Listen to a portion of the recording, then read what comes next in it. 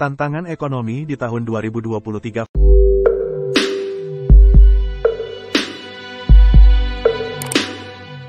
Revolusi Industri 5.0 telah menjadi cambukan bagi negara-negara di dunia untuk terus berinovasi, melakukan hal-hal baru.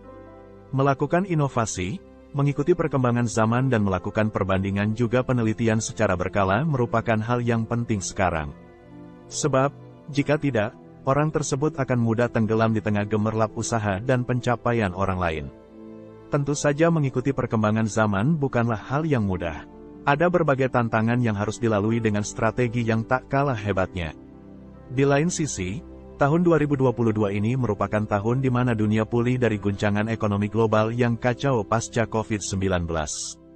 Namun, sebagaimana yang kita ketahui, perang antara Ukraina dan Rusia pada tanggal 24 Februari menyebabkan ekonomi global kembali berjalan di atas tali tipis.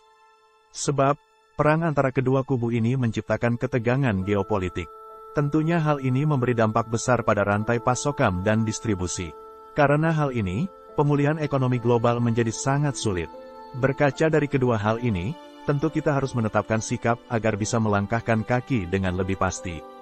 Namun, melangkahkan kaki itu tentu pijakan atau strategi yang kuat. Nah, untuk bisa mengetahui strategi yang harus dijalankan, penting untuk kita menganalisis apa saja tantangan yang menghadang.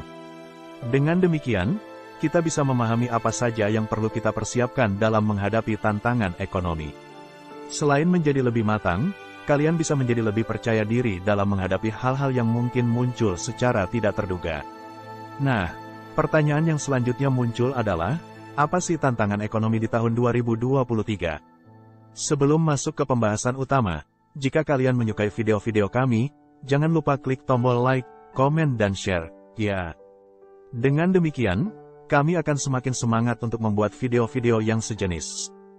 Jangan lupa juga untuk subscribe channel YouTube kami untuk berlangganan video secara gratis. Hidupkan tombol lonceng untuk mendapatkan notifikasi setiap video terbaru kami keluar. Tantangan ekonomi global di tahun 2023 yang pertama adalah resesi global. Tahun 2023 diperkirakan menjadi tahun terburuk ketiga dalam kategori pertumbuhan ekonomi global abad ini setelah tahun 2009 dan 2020. 2009 adalah ketika krisis keuangan global dan 2020 ketika COVID-19 membuat perputaran ekonomi terhenti secara virtual. Ada berbagai sebab resesi, di antaranya adalah utang yang berlebihan, terlalu banyak inflasi maupun deflasi, perubahan teknologi dan guncangan ekonomi secara mendadak. Tentu masih banyak penyebab resesi ekonomi. Namun, kalian bisa menyimak pembahasan lengkapnya di video kami yang lain. Jangan lupa kalian cek, ya. Tantangan selanjutnya lebih berpacu pada investasi digital ekonomi. Sebab, bagaimana tidak, kita telah memasuki era 5.0 dan pasar digital sekarang telah membuat banyak orang tergiur mencobanya. Tantangan tersebut yakni cyber security. Cyber security adalah upaya yang dilakukan untuk menjaga kerahasiaan, integritas dan ketersediaan informasi di cyberspace. Cyberspace sendiri merujuk pada lingkungan yang merupakan hasil interaksi antara orang, perangkat lunak, layanan di internet yang telah didukung perangkat teknologi informasi dan komunikasi beserta jaringan di seluruh dunia. Cybersecurity biasanya memiliki sasaran pada akses untuk menghancurkan informasi sensitif, pemerasan uang dan mengganggu operasional proses bisnis.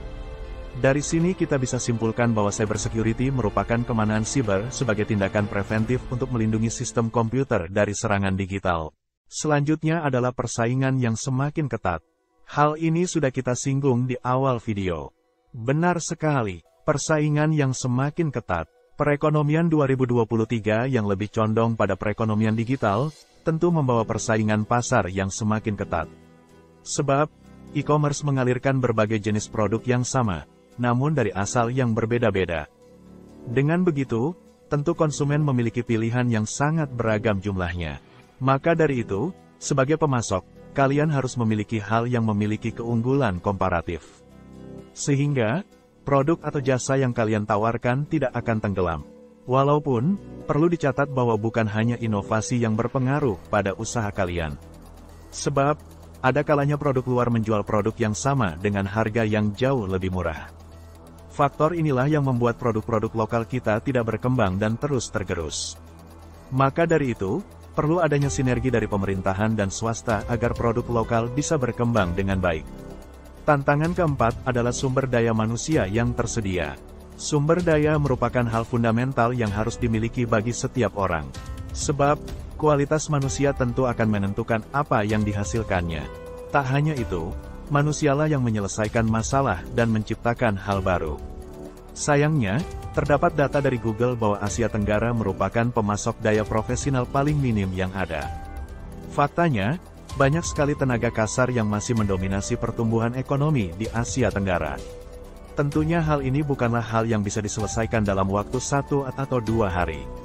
Dan pihak yang bisa menyelesaikan masalah ini bukanlah pihak yang tidak memiliki kekuatan di bidang massa.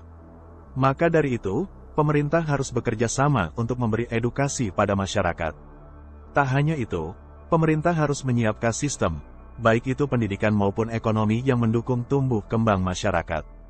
Dengan begitu, masyarakat memiliki daya saing yang baik dalam menghadapi ekonomi digital saat ini. Tantangan yang terakhir adalah akses internet. Di era digital 5.0 ini, akses internet merupakan hal yang sama pentingnya dengan manusia. Bagaimana tidak? Internet yang akan menyambungkan kita kepada hal yang tidak bisa kita jangkau secara langsung. Jika kita tak memiliki akses internet, sama halnya kita melakukan aktivitas ekonomi 1.0, tak ada pembeda dengan era 5.0, bukan? Maka dari itu, akses internet yang mumpuni untuk seluruh wilayah Indonesia adalah hal yang harus dipenuhi. Sayangnya, akses internet masih terpusat di wilayah-wilayah besar. Akses penting ini masih terpusat di tempat yang memiliki aktivitas padat. Padahal, untuk mendukung perkembangan yang optimal, distribusi harus merata agar semua orang bisa memiliki kesempatan yang sama. Jika ada pihak yang diabaikan, pihak tersebut tidak akan mendapatkan kesempatan untuk mengubah dan meningkatkan kualitas diri mereka. Nah, itu dia tadi beberapa pembahasan tentang tantangan ekonomi pada tahun 2023. Persiapkanlah diri kalian dan jangan menjadikan video ini satu-satunya tolok ukur kalian mendapatkan pengetahuan. Teruslah berpikir positif untuk menghadapi setiap keadaan. Jika kalian suka dengan video kami, jangan lupa untuk like, komen dan share video kami, ya. Terus berlangganan dengan YouTube channel kami secara gratis dengan cara klik tombol subscribe. Terima kasih dan sampai jumpa.